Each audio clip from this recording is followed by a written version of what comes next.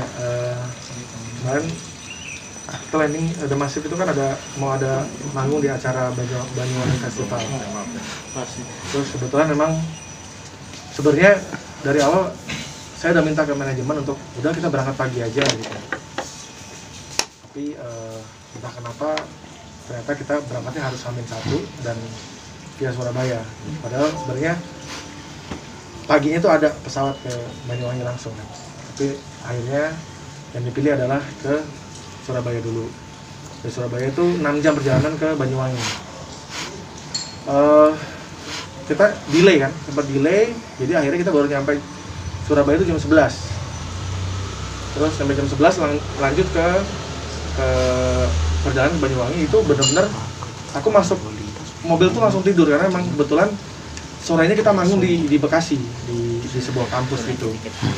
Jadi habis dari manggung di Bekasi lanjut ke bandara, langsung berangkat ke Surabaya. Pas masuk mobil menuju ke Banyuwangi itu benar-benar aku tuh tidur panjang jalan, tapi sempat kebangun dikit karena beberapa kali kayak ke rest area ada yang makan dulu, ada yang sempat minum kopi dulu dan lain-lain lah. Itu kalau nggak salah 2 kali berhentinya. Tapi itu juga aku masih samar-samar. Nah, jadi pas kejadian itu benar-benar semuanya tertidur pulas, benar-benar nggak ada yang bangun sama sekali. Cuma katanya Rama, gitarisku yang di sebelahku itu sempat tayamum, sempat sholat di dalam, sempat di mobil gitu. Nah, habis sholat dia ternyata langsung ketiduran juga. Jadi pas kejadian nabrak itu langsung benar-benar cepet banget kejadiannya. Bunyi kencang banget. Aku langsung kebangun. Tapi tahu-tahu udah kayak kepentok gitu, kepala udah kepentok. Terus ini juga ada bekas di sini.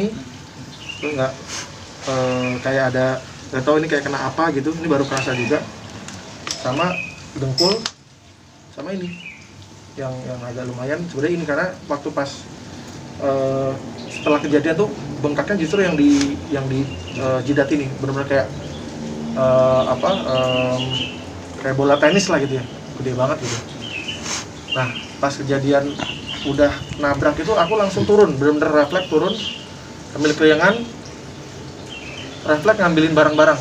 Jadi tas-tasku tuh aku ambilin semua, HP-HP yang tergeletak aku ambilin. Punyanya asistenku si Tommy, itu dia belum sadar tuh. Jadi entah dia pingsan atau apa, atau pas dibangunin tuh kayak dia nggak bisa bangun karena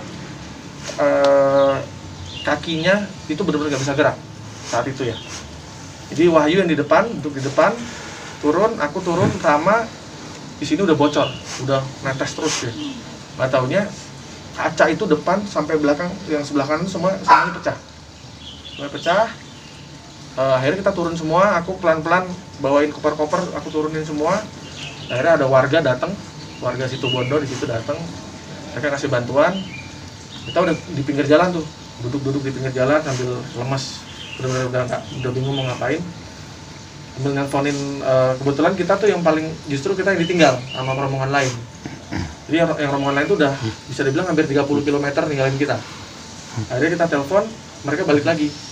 Dari situ saat kejadian itu benar-benar yang aku udah nggak bisa ngapa-ngapain, cuma duduk, terus minta tolong sama warga di situ, ada es batu nggak? Akhirnya dibawain es batu, aku iniin kompres kepalaku. Terus Rama juga pakai es dan itu masih belum berhenti ngocor karena kayak bocor ya, sobek kan, karena kena pecahan kaca. Terus Wahyu dadanya sakit, dia memar. Terus yang kasihan asistennya The Massive itu benar-benar dia nggak bisa keluar dulu dari mobil karena nggak bisa gerak kan. Sampai akhirnya dibawa ke rumah sakit duluan karena takut kondisinya, karena dia kayak udah nggak bisa gerak gitu kan. Wahyu nemenin Tommy, asistennya The Massive, ke rumah sakit. Aku sama Rama masih nunggu di pinggir jalan, nungguin jemputan rombongan yang lain. Itu akhirnya datang satu persatu, polisi datang. Akhirnya dia nanya, awalnya mungkin karena masih gelap ya, warga belum ngeh kan. Sampai akhirnya ada warga yang ngeh, Mas Rian ya? Mau manggung di Banyuwangi ya? Iya. Akhirnya datanglah polisi, datang mobil patroli polisi datang, terus akhirnya kita diantar ke rumah sakit terdekat. Kemudian ada 3 kilo dari Situbondo itu ada rumah sakit RSUD. Ya walaupun tidak lengkap ya, tapi paling tidak bisa ngasih pertolongan pertama buat kita gitu. Akhirnya kita dibawa ke rumah sakit. Kondisi mobil udah nggak tertolong juga. Terus aku sempat agak marah lah sama driver karena dia ternyata ngantuk kan. Jadi ini sebenarnya kelalaian manusia juga, karena dia bawa mobil ngantuk. Harusnya kalau ngantuk kan nanti dia bisa berhenti dulu kan. Dan kita kalau mau ditanya berapa kecepatannya waktu itu juga aku nggak terlalu tahu ya, karena tidur pulas kan. Tapi kalau dilihat dari kerusakan harusnya udah di atas 100 gitu. Jadi habis itu udah langsung ke rumah sakit dan dikasih pertolongan pertama, langsung disuntik untuk ngilangin rasa nyeri dan lain-lain. Aku lihat Rama langsung dijahit karena udah bocor kan, udah ngocor terus ininya darahnya. Rama tadinya minta bisa nggak kalau nggak dijahit, aja nggak bisa karena ini udah parah.